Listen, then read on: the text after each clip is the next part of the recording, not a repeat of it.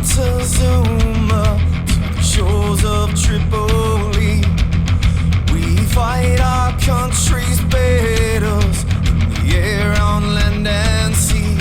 First to fight for right and freedom, and to keep our... On this episode of Cigars and Sea Stories, Bennett and Mike sit down to discuss the differences in between the generations and some of the gear and stuff like that. And yeah, we'll get into the weeds. That fun shit. That fun shit. Well, because the reason why I bring this up, and I think it's so funny, I don't see it as much with Marines. Like, oh, the old Corps is looking at the new Corps going, these guys are fucking, acting like millennials. Yeah, no, not really. At least I don't.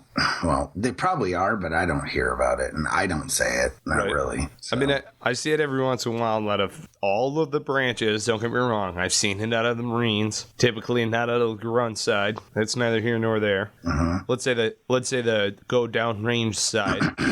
So that includes, of course, the wing. Yeah, right.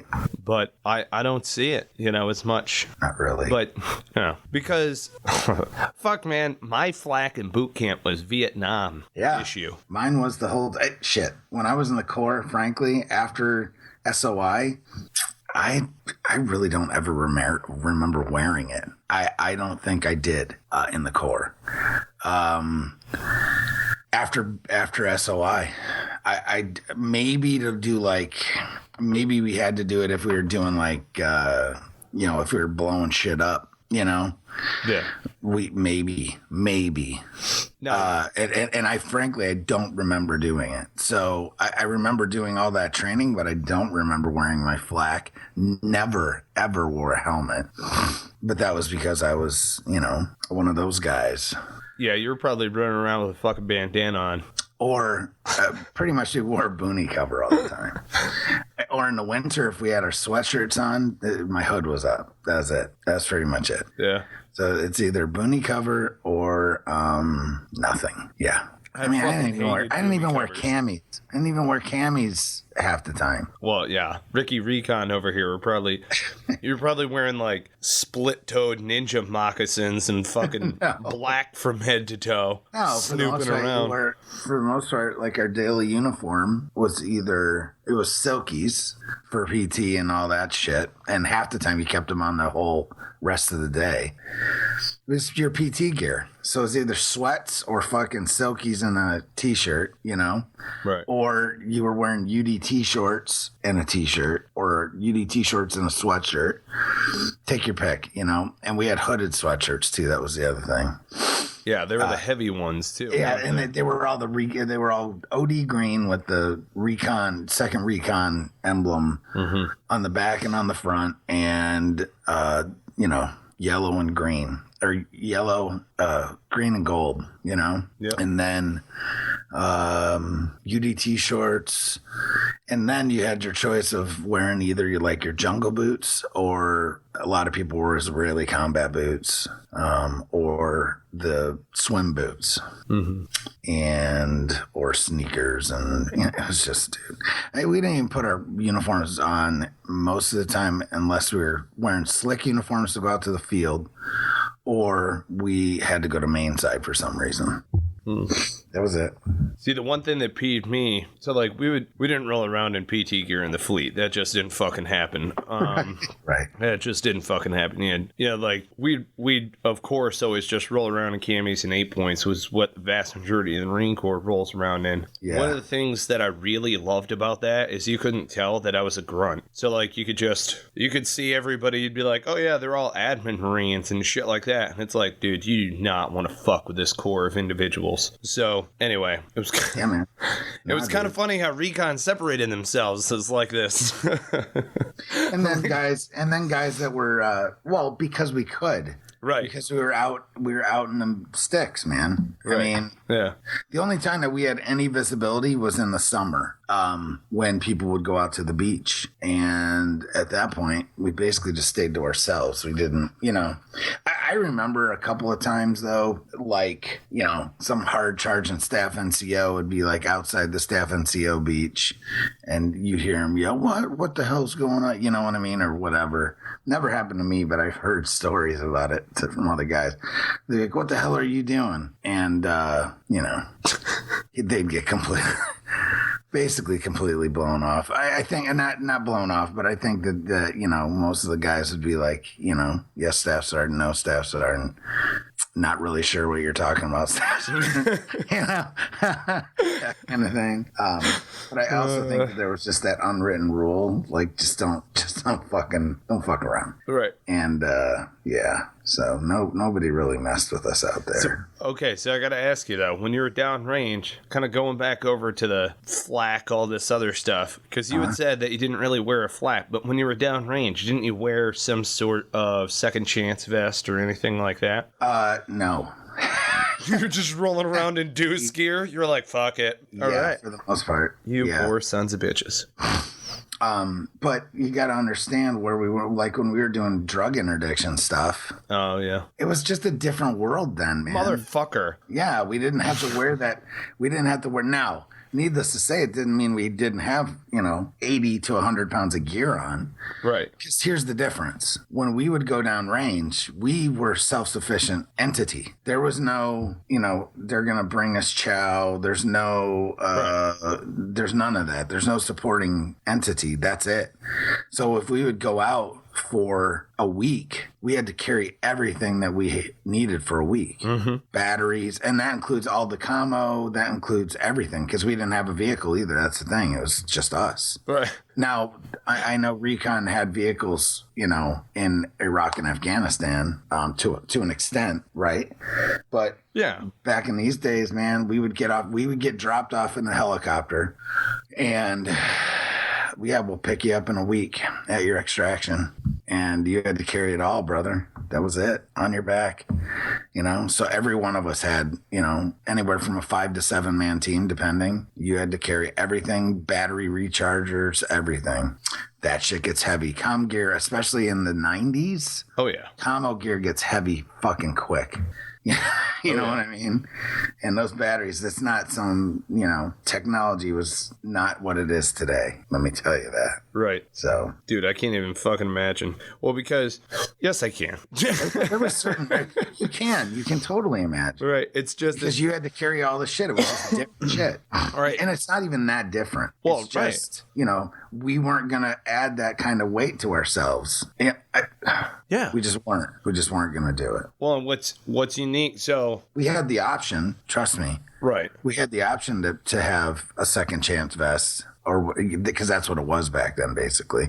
Yeah, the second chance with a little box, like a little square that goes over your vitals, right between the nipples. Basically, right, right. And we had the chance to wear those, but they're fucking heavy, or at least heavier than it's that, or can I carry an extra 2 batteries? Right. I choose the fucking batteries. Yeah. Because I get shot. It's just one of those things. Well, and you're probably if you get shot anyway, you're going to have to get medevac. It's the whole thing. It's the whole shit. Well, situation dictates everything, right? So, I mean, you probably weren't walking through minefields. No. Absolutely not. So there you go. So we had. Although I have to tell you, shit was kind of dependent on where you were. I guess that it could have been guys in Bosnia and stuff. It was. Oh yeah. But it wasn't. Still, again, it's not the same. Now, when I was in the Army and we were in Bosnia, we were all that whole kit, but it was like a Vietnam flak. Right. Like you were talking about. It's got the shoulder. The flappy shoulder pads. Yeah. So we would put our gear together, and that was before we didn't wear vests either. Yeah. We didn't have. So we had the old H harness. Yeah. And absolutely deuce gear. Yeah. Yeah, deuce gear. So you were all. Everything was with nice and snugged up, and it was still a good little kit. Yeah. Worked out just fine. With the gator clip, or not gator clips, the fuck am I thinking of? The D clips or whatever? Whatever those clips are called. Hey, canteen clips is what I call them. And then, but okay, so here's another difference. In Recon, we didn't use the clips. Oh, you tied them on? Just tied them all on because clips make noise. Right. So there's just different, and that was, I think, the whole reason. Our whole thing in recon was move fast, move silent. Mm-hmm. So silent and deadly. Different missions. See, I love how they say deadly though, because our whole idea was to not make contact. So only the most deadly thing we were doing is if we made contact, you were getting fucked up. Right. No, I mean that's just because we carried so shit ton of firepower, and we had carried a crew serve weapon. You know what I mean? Oh yeah, 60, right? How many 5 to 7 man elements carry a crew serve weapon? Right. And I think whenever I got out, when I left, we were carrying the 60 Echo. Nice. So you had the fat reinforced barrel because you didn't carry an extra barrel. Right. And again, like the difference, I'm not going to carry a flak if I can carry an extra 200 rounds of 7.62. Oh, absolutely. So you had that, you had a saw, and then a lot of times, depending, you would the rest of the guys would either have like an A2 with everybody, all the other guys had a 203 mounted on their weapon. So like 5-man element had usually a car. Is what the other guys would carry, either cars or A2s, depending. Yeah. On what was available too, because we had a limited amount of cars in the battalion, and if other people were out or other people were using them, then you couldn't use them, that kind of thing. So we carried that, and then you had a saw and a 60, and everyone's got a 203 except for the saw and 60 obviously don't, but every freaking regular rifle's got a 203, and you'd make contact, and we would unload all of that. So people are going to think they have at least a platoon in front of them. Right. You know what I mean? And then you're like bounding away as fast as you fucking can. Ian like a mother. Yeah, running. I mean, that was the thing. We did so many ruck runs. Holy fuck, dude. I mean, you'd start off with like a 50-pound pack and you'd go do like a 5-mile ruck run. I mean, that's part of the NDOC. Right. Mm-hmm. In under an hour, and then you graduate up to like an 80 to 100-pound rucksack, and we would go run on the fucking beach. You're going to get fast, really fast, Yeah. So, yeah, dude. Oh, yeah. It's just a different mission. Yeah. And, it's like I look at it and I go, you have to have some kind of, something special to get into it. But it's mainly mental, frankly. Mm-hmm. Hard. It's not as much, but it's hard. Just like anything else, you know? You got to be in it. Yeah. Yeah, you got to be in it, and you got to want it. If you don't want it, go ahead and quit, man. That's fine. No shame. And you know what? That was one of the things that I thought was really cool is there was never any like, especially like during an NDOC and stuff, or guys that were out there like in RIP or whatever. I mean, they would get their balls handed to them, but if you quit, it was never any you're a fucking shitbag, you're a fucking whatever. It was just like, yeah, man, you're not right. Not everyone's made for this. So good luck in your future endeavors. Right. Adios. It's almost worse. I never saw any yet. Exactly. It is kind of worse. It's like that whole shame. Right. Let the shame just work itself. I'm not angry. I'm just disappointed. Disappointed, son. Yeah, man. So yeah, it was a great experience. So it was a lot of fun. Yeah. Well, it's funny because when I hear you talk about your experiences over there, and then I think back to, in SOI, we had some of the newer stuff, but then when we got to the fleet, we got, here's your issue. And we had the interceptors with the yoke. So it was we were the most, how do I put it? I felt like we were the most armored, quote unquote, right. of the Marines. Yeah. And it was funny because we had the Kevlar, of course, with the netting right in it. Before we went over to the pads, which are so much better than the netting, in my opinion. But we had the netting, we had the interceptor vest, which clasped in front, so the plate was on the right, and you slid it across the left, and then threw the flap over, and it lined up perfectly with your molly loops on either side, and you could attach everything to that. Half our shit wove through the molly, but the other half of this shit was the clips. clips, and they wouldn't let us tie it on the clips. I can't remember why. They would let us, we could dummy cord, but we couldn't tie it on, and I thought it was the dumbest fucking thing in the world. So, yeah. So my flak was slick. Don't you hate those dumbass things? You're like, yeah. My whole first combat tour, my flak was slick except for an IFAC on my back left and a K-bar. I wore a leg panel on my left-hand side that had all of my mags in it. And that came off and went up basically on the dashboard and the window in the upper left near all of my frequencies and stuff. And then my weapon went down near the e-brake so that I could just roll. Because that was my primary weapon anyhow. I wasn't going to get out of that fucking truck. I was going to drive through IEDs, and just like get the fuck out of the kill zone and shit like that. And like slide through intersections and stuff. Oh yeah, dude, I remember thinking to myself, I'm like, fuck man, I don't want to be a driver that's so weak sauce. Like all you're doing is driving around a Humvee. I was so fucking dead wrong. I did not realize how vitally important my job was. Had no idea, until we started doing the training. And yeah, man. And the Vic went down one time, and it was like, oh shit, if our vehicle goes down, like we're so fucked. So anyway. But we had a yoke, interceptor, nut protector, side sappies. Did you wear that nut protector? Oh, yeah. Fuck yeah. I wore the nut protector, and then I tucked it in between my legs whenever I got in the truck. Fuck yeah. Because I had 7.62 ripped through the hood of the high back. So they shot like 4 rounds, went across the hood of the high back. One of the rounds went basically and embedded, like skipped off the block and embedded in the firewall or whatever the fuck you want to call it. And then 2 of the other ones went right through the hood, snuck inside, went through the firewall, blew through my trousers, and then into the box that's underneath of the driver's seat. Oh, and then the 4th round went into the front left tire on a high back. Dude, that was so Harmon and I get into this vehicle, into the high back, right? We go out on QRF with Cat Red. We fucking haul ass heading eastbound on Michigan in the middle of the fucking night. It's like, I don't know, 11:30, 12 o'clock at night or whatever. And they tell us that Jundies were in a fucking giant ass truck and got blown to smithereens. Every other vehicle is armored out, and the Jundies climb in the one that's not. And then they roll down Michigan. So they get hit by an IED, and I guess another RPG came in, small arms fire. So we didn't realize this, but M1 Abrams had been strong pointing the intersection or hauling ass eastbound. And it's, I've got 14 Charlie, or no. Yeah, I think I had a 14 Charlie on my left eye, right? So your brain is going back and forth in between green, and then you go under a street lamp, and then your right eye takes over, and then green, so your left eye takes over, and then another street light,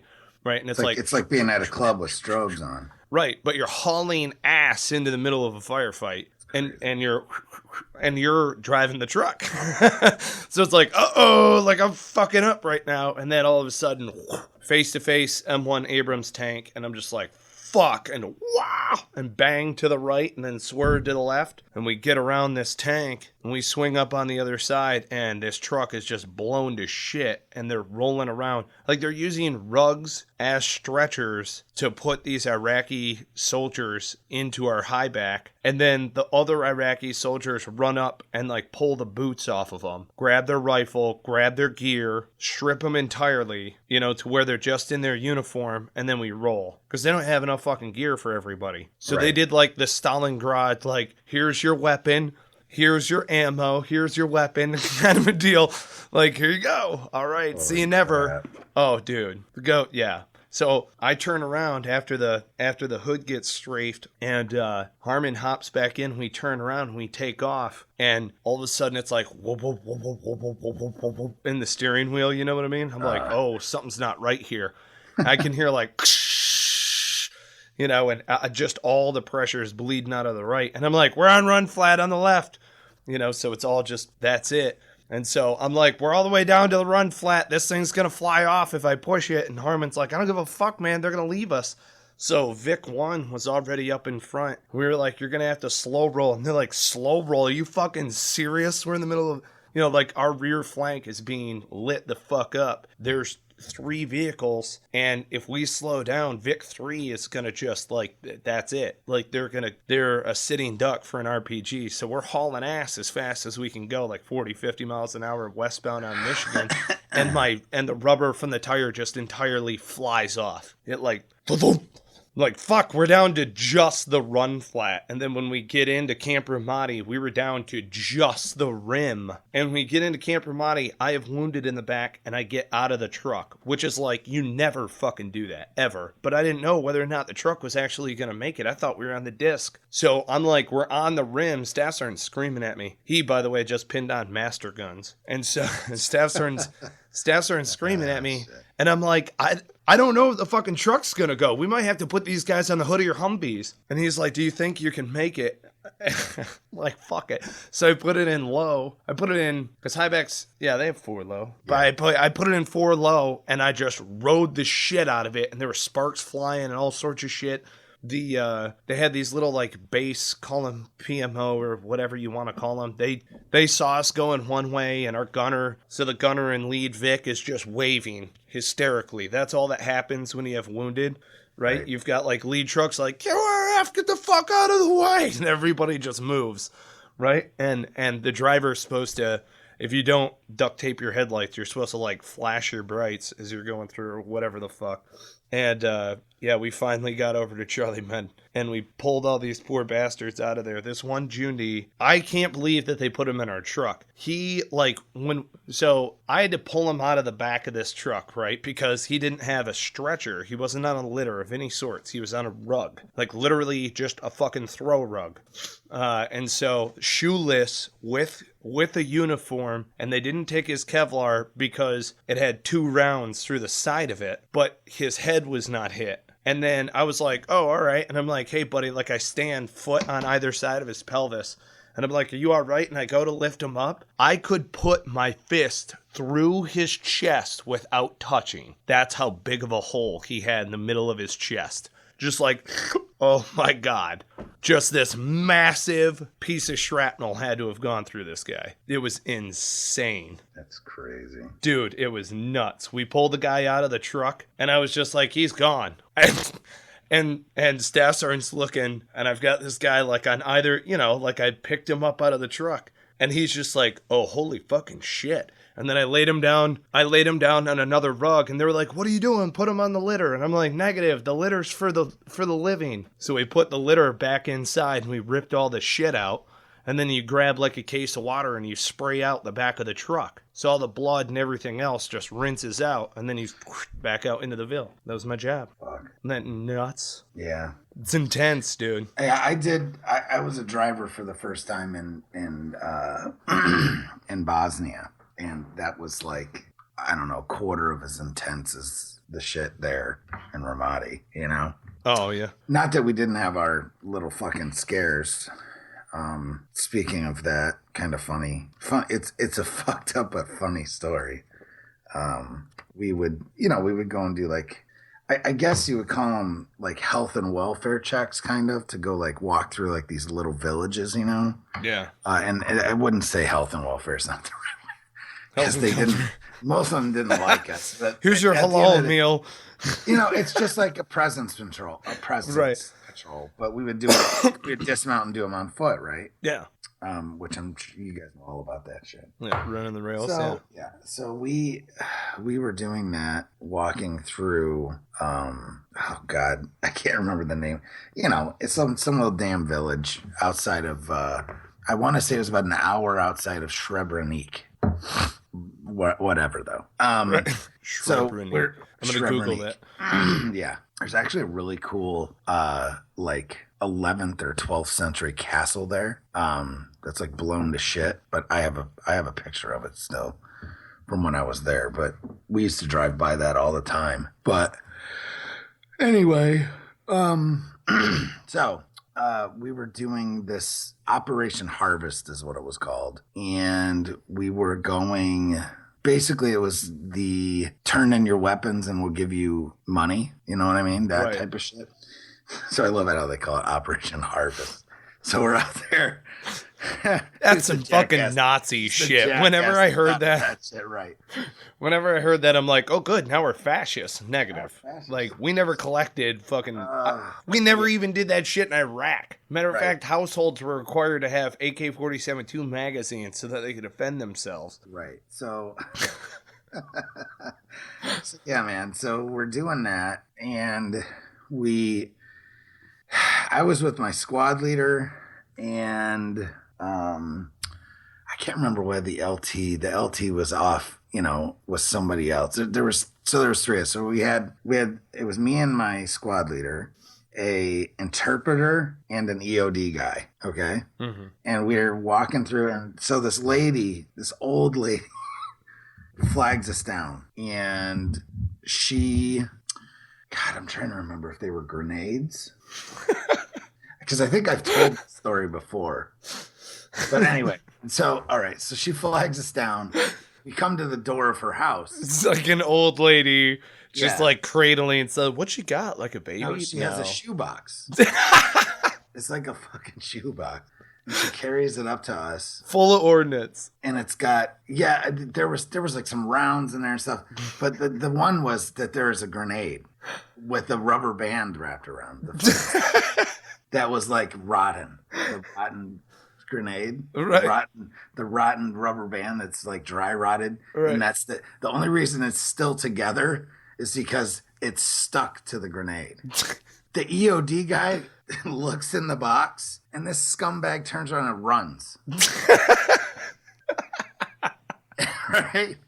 And then the Terp tries to run, and my freaking squad leader grabs him by the scruff of his neck, and he's like, tell her to back away. Like, we start backing away, and then she's like backing away. He's like, put it down on the table, and we're still backing away. Right. Yeah, man. Talk about making your ass. EOD just runs away. He basically runs away. Doesn't like go running down the street. Right. But he's just like, whoa. Just like, oh, whoa, all right, I'm backing the fuck up. Like, he like runs away. And we're like, thanks for the heads up, brother. Right. You're the guy who fucks with bombs, and you're out of here. So they ended up, he ended up going to take care of it. But I just remember us being so fucking pissed at him because he ran away. Ugh. Like, what the fuck, dude? Dude, that's too good. It wasn't That's good. so fucking awesome. Oh my God. It's hysterical. Then there was another situation. All right, so this is the first time that I had really, I had like a Humvee. I was like a licensed Humvee driver in the Marines, but I never did it other than when we go out and fuck off. I never drove a Humvee. Right. So we, let's see, or we would pull like a rack of boats around. That's about it. That's about as good as it got. So, I remember, where was I going with this story? Oh, so this was again, not a Marine Corps story, because the first time I was a driver in Bosnia as well. And we were, there's you can imagine, it's pretty hilly there in a lot of spots. There's mountains, like, right. Not like huge mountains, but. So you were with 10th Mountain in this story? Yes. Okay, so for our listeners, you were a Marine, got out, went over, wound up coming back into service with 10th Mountain. So I just want to fill people in, in case, in case they don't know. Listen to old episodes. Jesus. Right. So I was in 10th Mountain in the Army. Mm-hmm. Infantry, la. So we actually had up armored Humvees because there was a mine problem in Bosnia. Yes, there is a mine problem there still is. in Bosnia. Yeah.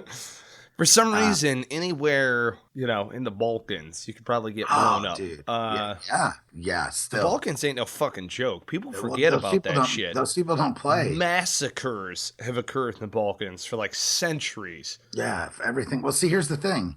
They've been roughly occupied, by this person or that empire or this one, you know what I mean? Right. Forever.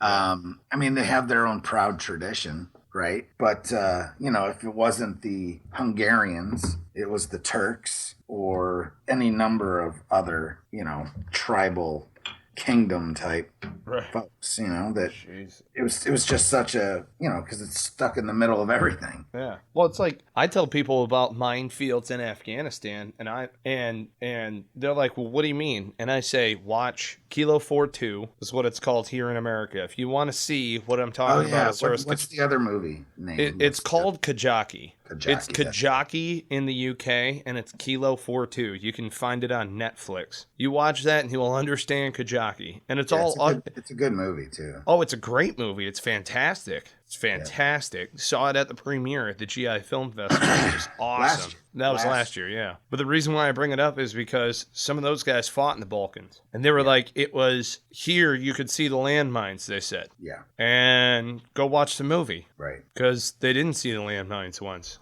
And you're like, shit. Yeah. Well, I mean, we would drive along and we would see like these barbed wire, like enclosures, right? With the landmine, do not fucking enter. Right. Literally barbed wire stretched from, point to point. Like, holy fuck. And then you get the one crazy guy in tricolors with the blue and white striped shirt and a flat back on his head, right? Yes. You know what I'm talking about. Yeah. Yes, I do. Mm-hmm. And then he's out there with a fucking stiletto, right? It's not a K-bar. You're like, what is that? No. It's like an airborne fighting knife. Right. You're like, well, actually, it was a lot like the bayonets that we had in the Army. They didn't have those gay Rambo knife bayonets. Right, the black ones. You guys had the black ones. Yeah, the black handle, the ones where the blade is all one piece. It's got like what do they call that? A full tang from end to end. And then it's got the black wrapped handle with the, Yeah, that's what I had. See, when I was in the Corps, we had those gay Rambo knife looking ones with the screwed in knife blade and the plastic handle, which if you stab something hard enough, the fucker broke. Oh. You know what I'm talking about? Yeah.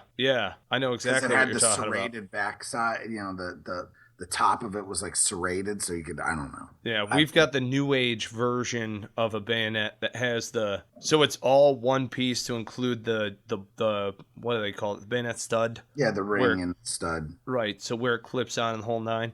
Yeah. I had, excuse me, anybody who had a 203 or a saw gunner had the black K-bar with the leather, it's discs. Right. It's like leather discs. That's an compressed. actual I'm gonna gut you knife. Yes. Yeah. They're badass. Yeah, we didn't have those. They wouldn't let me keep it. They were long and thin, kind of like a stiletto. Right. But and that's what we had in boot camp. They were quite effective though. Yeah, that's what we had in boot camp. Those long, what you were talking about, that was boot camp. Because even in San Diego, when you run up through the fucking Bayo range, that's what your fixed bayonet on A2s. So it goes over the barrel, and then down onto the nut. Yeah, you're like, right on. Yeah.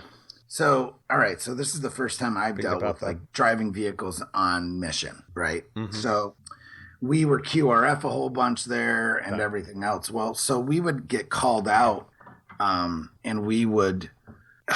We had helo capability, so we could get on Blackhawks and go if we had to, or we would drive, depending on whatever. Well. Right. It's a freaking, on any given minute, it's just like you can see, a donkey cart riding by. So it's just like it was in Afghanistan or Iraq, basically. And there's, horse shit all over the actual paved road because people are either, behind a cart or whatever. But there's plenty of cars as well. But you still have this backward type of, we haven't caught up to the rest of the world. Well, out in these to the rest of civilization out in the mountains. Once you get into the mountains out there, some of the roads are quite unimproved, I guess is the best way to describe this. How very New Yorker of you. Yes. It's rather unimproved. Rather unimproved roads. Yeah, well, I've seen your fucking guardrails in New York State, so fuck off. So we're riding on this unimproved road, basically a goat trail, and there's no guardrails, and I'm looking over the edge, and I'm just like, there's an edge there, right? Now it's not like a sheer cliff, right? But an edge. But it's an edge because if you come off this goat trail, you're done. Oh yeah, you're barrel rolling. You're barrel rolling for about a half mile because there's nothing. It's just pasture, dude. Right. No, I feel you. It's just pasture. I feel you. It's no just trees. There's not a single rollover drill. roll over, roll over, roll over. And then we grab a thigh of the gunner, and it's like, no. Everyone is dead. You're fucked. You're fucked. You're dead. And the vehicle's gone. And Gunny's like, I got two things for you guys. Should have hydrated. Right. And jumped the fuck out. I told those fucks to wear their seatbelts. Like, right. Yeah, like it's going to matter. Right.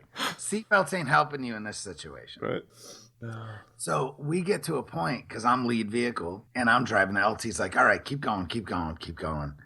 And I'm just like, and I'm there's a couple times the right side of the vehicle scraped across I'm scraping because it's like there's like it's not a cliff, but they literally cut this road right out of the side of this hill, right? Right. So the right side of the vehicle, the tires and everything are just scraping the dirt and the rocks and all the shit over there. And I'm like perched on the edge of this. All right. And there's vehicles behind me too. But then it gets to a point where the left side because I'm the lead vehicle. So all of a sudden I feel the left tires start giving way. Oh God. And the whole fucking vehicle like shudders and you know what I mean? Right. So I'm like, I could see where if I would like gun it and just like, I don't know, it would have been like Hollywood or something. I'd gun it and there's a spot where it widens out up front, farther up, right? Well, the LT yells, stop, stop, stop, stop, stop. And as soon as he yells stop and we come to a complete stop, the whole Humvee shifts to the left. Oh. And since the tires are over the edge, they're like on the the downslope.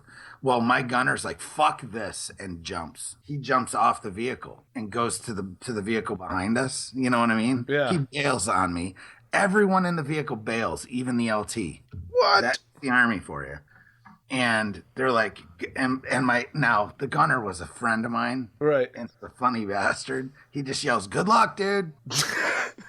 And jumps off. So I'm sitting here and I'm like, do I jump out of the fucking vehicle? I was afraid to move at that point though. Fuck that. Yeah, man.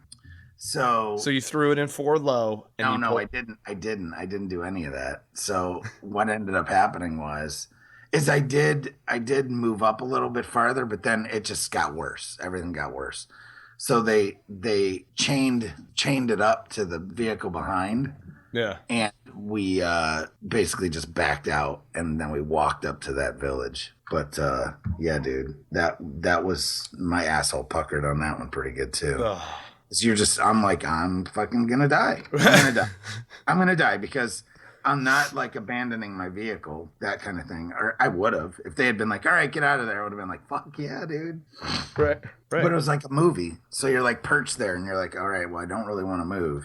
Right. Because, it was a fucking mess. So there are distinct differences. Oh, real quick, because we're getting to that time. Listeners, if you haven't already done so, click subscribe, rate, review the podcast. You can find us on iTunes, Stitcher, Player FM. And we'll be talking why we chose those aggregators on another episode. But check us out, subscribe, rate, review the podcast. So what you've heard today is there are some generational differences to the look and feel and maybe some of the deployments and stuff like that. Check this out, folks. Chicken catchatorie. See what I did there? Bennett's gag reflex just went off. I did because you're an asshole. He just, bam, gag reflex. MREs stay the exact same. They were made in the 80s. Then he ate them. Then I ate them. See? Yeah, man. That's horrible.